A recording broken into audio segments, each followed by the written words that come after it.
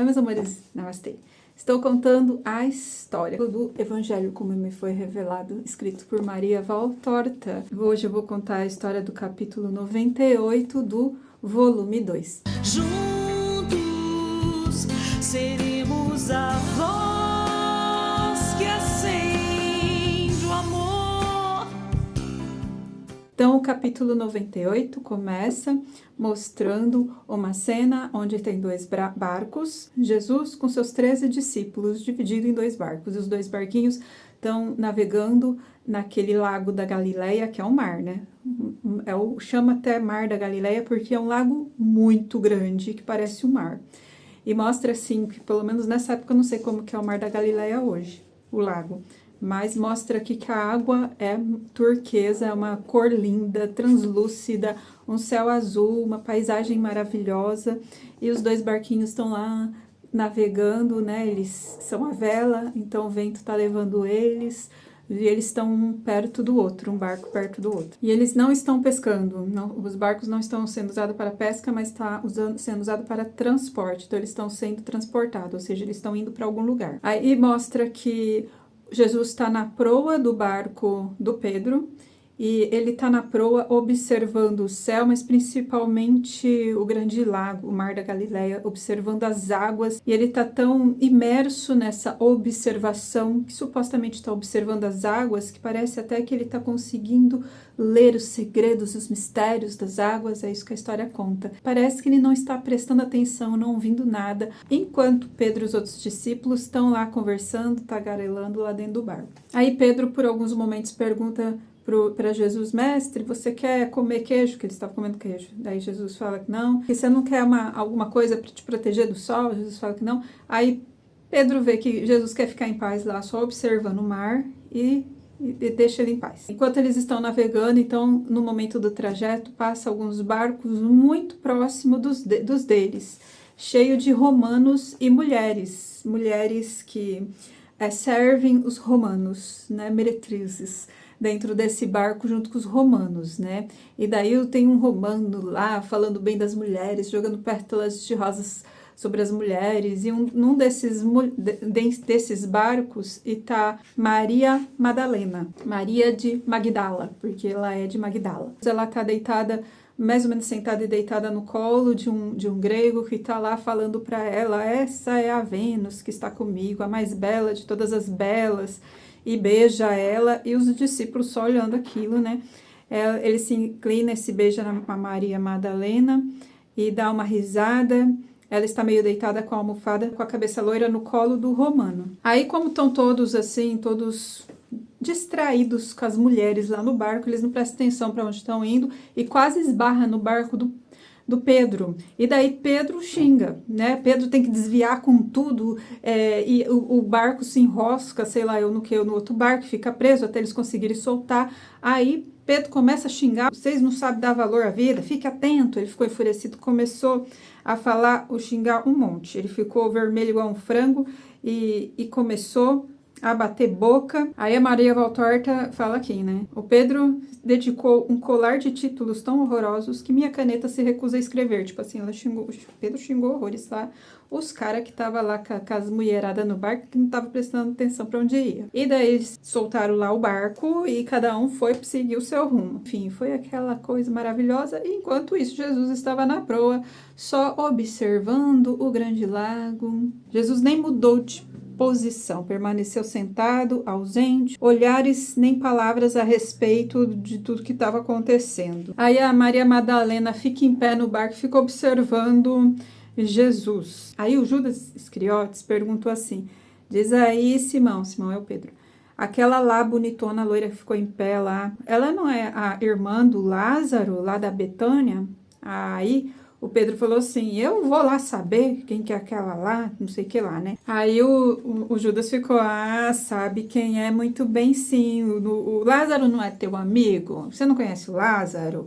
E então, você sabe muito bem quem que ela é famosíssima, que desde a puberdade começou a ser leviana, não para em casa, vive com os homens, um homem atrás do outro, Toda Jerusalém falou tão mal dele por ele ser irmão dela, que ele teve que ir embora para Betânia. Ele foi para Betânia por causa disso, de tão difamado que é a irmã dele. E ela tá por toda parte. Agora, certamente, deve estar lá em Magdala, deve estar vivendo lá em Magdala.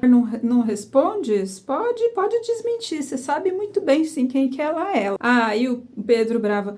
Eu não desminto nada, eu só me calo, isso não é da minha conta. Aí o Judas provocou, né? O Judas Iscariotes. Eu tenho certeza, certamente você vai lá para Magdala só para vender teu peixe, quem sabe quantas vezes já viu ela e ficou de olho nela. Aí o Pedro falou assim, rapaz, saiba aqui, quando se tem os rins cansados por um trabalho honesto, as mulheres não me causam mais desejo. Eu sou honesta a minha esposa. Aí o Judas falou assim, mas toda mercadoria bonitona agrada os olhos. Duvido que você não fica de olho nela. Aí o Pedro falou assim, e você? Me diz uma coisa. Você que ficou de olho nela. Aí ele falou, o Judas, eu não fiquei de olho nela. Aí o Pedro, mentiroso, ficou assim. Tanto é verdade aquilo que digo, que estás honrando a tua palavra por causa dela depois de todos os dias de silêncio. Tipo, você ficou quieta e agora veio falar dela. Do nada, você só fala dela agora, né? Aí o Judas, eu não fiquei de olho nela. Ela só ficava olhando pro mestre. Ela não queria nem me olhar, porque que eu ia dar atenção para ela. Aí o Pedro falou assim, e diz que não olhava. Como fizeste para ver como ela estava, onde ela estava só olhando, se você não a olhava? Aí todo mundo começou a rir, menos o Judas e Jesus. E Jesus, porque ainda continuava olhando o mar e não estava nem aí para nada. E daí, como se não tivesse prestado atenção em nada do que aconteceu, das tretas todas lá no barco, daí ele só perguntou pro Pedro, Pedro, aquela é Tiberíades? Aí o Pedro falou assim, sim, mestre.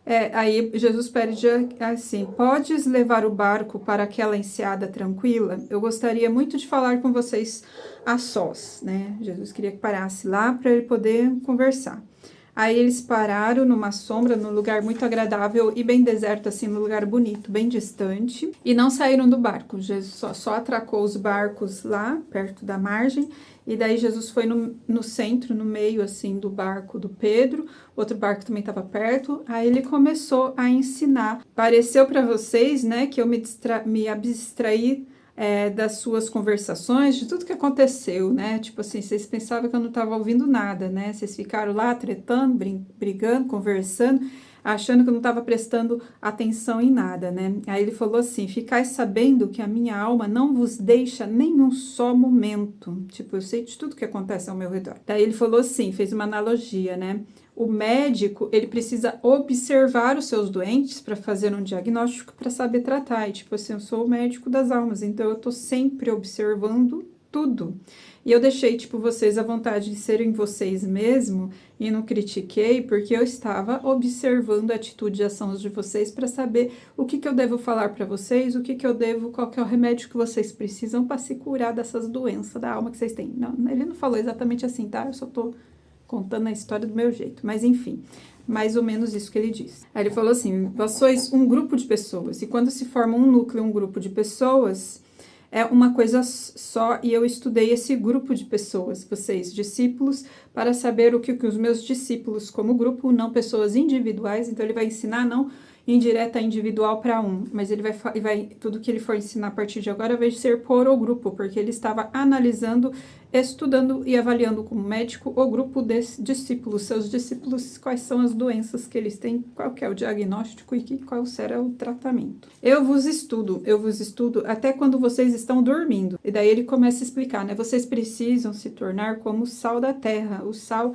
ele preserva a carne da corrupção. O sal não deixa a carne apodrecer, né? E eu convoquei vocês como discípulos para salgar o mundo, para torná-lo cheio de sabor celeste. Mas como que vocês podem salgar o mundo se perdestes vosso sabor fazendo as coisas que vocês fazem? Vocês são, eu vou estar resumindo a história, tá? Porque é muita coisa, são 5 páginas que Jesus ficou lá falando um monte de coisa para os seus discípulos. Eu vou falar a parte mais importante dentro do meu julgamento. Vós sois e devem ser a luz no mundo. E quando eu não estiver mais aqui, vocês serão tipo os mensageiros dessa luz dessa verdade. Tipo, vocês que têm uma luz apagada ou fumaciada, imagine só se vocês continuarem sendo do jeito que são. Infelizes daqueles que vão procurar Deus se dirigindo aos apóstolos e em lugar de luz vão encontrar só fumaça e fedor. Grande sorte a vossa terem sido escolhidos, mas também uma tremenda de uma responsabilidade. Recordai-vos de que quem mais é dado, mais é obrigado a dar. E quando eu li essa parte aqui, a quem mais é dado, mais é obrigado a dar, eu lembrei uma frase do Rudolf Steiner, que é um filósofo antroposófico, que fala, né, que a liberdade requer responsabilidade, né? Quanto mais é dado liberdade, maior se torna a sua responsabilidade. E foi exatamente o que Jesus disse, né? Você está dando muito poder, verdade, conhecimento. Isso quer dizer que acaba aumentando a necessidade de ter responsabilidade diante de tudo isso que está sendo dado, né? A vós é dado o máximo, tanto de instrução como de dons. E realmente Jesus vai dar os dons para eles, para os apóstolos mais para frente, né? De fazer cura, de fazer um monte de milagre mesmo. Sois instruídos por mim, verbo de Deus, direto de Deus. Recebeis de Deus o dons de ser os apóstolos, ou seja, de continuadores do próprio Filho de Deus. E eu digo o seguinte: se alguém se sente apto de somente ser fiel a mim, de me amar, mas não sente em si o nervo do apóstolo, ou seja, que não quer carregar a responsabilidade de ser um santo, de se santificar, então peço que se retire. Eu não ofereço outra coisa senão a santidade, é isso que ele está pedindo, que vocês sejam santos e não fiquem se tretando no barco falando de coisas, enfim, superficiais que nada engrandece a alma, mais ou menos isso. Para vocês se santificarem, isso exige de vocês muito esforço, uma fadiga muito grande, de um herói para ser santo, porque tipo assim, tudo nesse mundo força você e vai te puxar a não ser santo, a se cair nos desejos, nas reatividades. Então, tipo, a vigilância é um sacrifício. Isso é carregar a cruz. É você estar vigilante e não cair na reatividade e não ter atitudes que não sejam santas. Ele falou isso daqui dá uma fadiga, um cansaço e é um sacrifício danado. Mas é isso que eu exijo, né, dos meus apóstolos. Aí ele fala assim: se vocês não querem ser meus apóstolos e ter essa responsabilidade de serem santos, então chegue em mim e diga assim: mestre, amigo, eu reconheço que não fui feito para seguir esse caminho. Então venha, me dá um beijo de despedida, melhor assim do que me trair. E daí ele fala assim: vós traireis a vossa alma toda vez que derem elas ao Satanás, sendo meus apóstolos. Eu não os obrigo a mudar, eu não estou obrigando vocês a se tornarem santos, mas eu estou pedindo para vocês não me trair, não traia a vossa alma a Deus. Tipo, isso é muito sério. E é melhor você não ser apóstolo do que ser um ruim apóstolo. Se for para ser apóstolo, é para ser um santo e não um apóstolo meia boca. A Jesus fala: vocês pobres pescadores da Galileia, vocês judeus desconhecidos, não fazem nem ideia de que o nome de vocês vai ser aclamado e conhecido muito mais do que o nome de todos os Césares que teve nessa história. Vós serão benditos no mundo futuro remoto, em muitos séculos vocês serão conhecidos, até o fim do mundo vão conhecer o nome de vocês. Tipo assim, vocês não têm noção no que vocês estão entrando, né? É muito sério. E daí Jesus explica assim, que a alma, ela pode sim morrer antes do corpo, e vós podereis sem a alma, andar, falar por aí e ter uma alma pútrida. E ele fala assim: vocês não podem ter alma podre, vocês têm que manter a alma viva. E manter a alma viva é sempre estar observando-se, prestando atenção em si mesmo, para não fazer coisas que não seja como de um santo, como a partir do amor e da verdade. Então, não ficar reativo e não fazer besteira, né? senão a alma apodrece. Aí, quando o corpo percebe que tem uma alma podre dentro de si, um cadáver que é um cadáver cheio de verme por dentro, ele se torna um louco espantado. Tipo assim, depois de você observar que você tem uma alma morta, podre dentro de você, cheia de verme, aí você vai ficar enlouquecido, espantado, e daí é tarde demais. Tipo, você tem que manter a chaminha acesa sempre dentro de você, do seu coração, o tempo todo. É vigilância constante. E daí ele fala assim, vocês têm que tratar todo e qualquer tipo de homem, todo e qualquer tipo de pessoa, independente de quem seja, como vocês fariam para Deus. Toda pessoa que encontrar pelo caminho, trate como vocês me tratam. Tratam como se fosse o próprio Deus. E isso é ser santo. Tratar todas as pessoas com amor, sem julgamento, sem criticismo, sem reatividade, sem violência, sem força, precisa ser doce, humilde, paciente com todos. Eu vos disse há dias para vigiar os olhares, e eu vos digo, seria melhor vocês arrancar o olho fora do que ficar cobiçando com os olhos luxuriosos. Vocês precisam ser castos, como foi Mateus. Daí Mateus fica espantado, casto, tipo virgem, eu. Aí Jesus falou assim, Mateus, eu te louvo pela casta oferta semanal que nos destes. Tipo assim, Mateus fez de puro coração, ele não fez para ficar conhecido, ele doou dinheiro simplesmente por intento, por coração, por amor.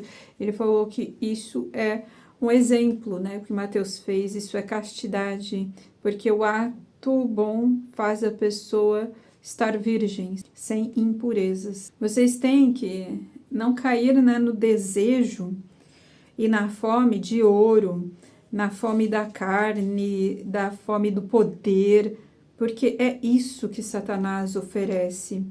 E as suas ofertas, todas essas ofertas de riqueza, de poder, essas honras, esses êxitos, negócios obscenos, tudo isso, o preço disso é a alma de vocês. Tipo assim, vocês vão perder só a alma. Tipo, suas almas vai ficar podre, cheia de vermes se vocês fizerem isso. Aí ele fala, Deus sempre dá o necessário, assim como olha os pássaros no céu. Deus dá o que para eles? Dá poder, dá mão de ouro, dá mão de moeda? Não, dá o necessário para eles serem felizes, para se alimentarem, para se nutrirem e para ser a sua graça no mundo. É assim que tem que ser, não é ficar acumulando bens, nem ficar desejando coisas que não precisa. Então, observe, falta alguma coisa para os pássaros? Olha quanta árvore, quanta coisinha para eles comer, não falta, né? Então, seja como os pássaros no céu, confia, não seja intransigentes, não fica julgando. E somente um verdadeiro santo consegue ouvir muitas ofensas e nunca responder. Ele se mantém humilde,